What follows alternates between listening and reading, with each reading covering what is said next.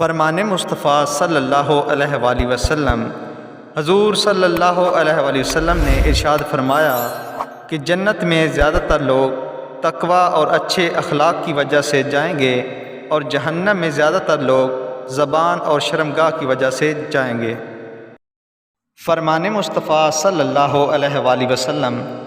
حضور نبی کریم صلی اللہ علیہ وآلہ وسلم نے ارشاد فرمایا کہ آدمی کا اپنا مال وہی ہے جو اس نے اپنی موت سے پہلے اپنے لیے آگے بھیجا، اور جو چھوڑ کر مرا وہ تو اس کے وارثوں کا ہے۔ فرمان مصطفیٰ صلی اللہ علیہ وآلہ وسلم، حضور اکرم صلی اللہ علیہ وآلہ وسلم نے ارشاد فرمایا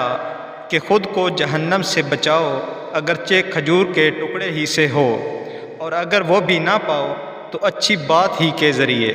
ویڈیو پسند آئے تو لائک ضرور کریں، اور چینل پر نئے ہیں تو سبسکرائب ضرور کر لیں۔ ان مختصر احادیث مبارکہ کو اپنے سوشل میڈیا پر شیئر کریں، یہ آپ کو جنت میں لے جانے کا ذریعہ بن سکتی ہیں۔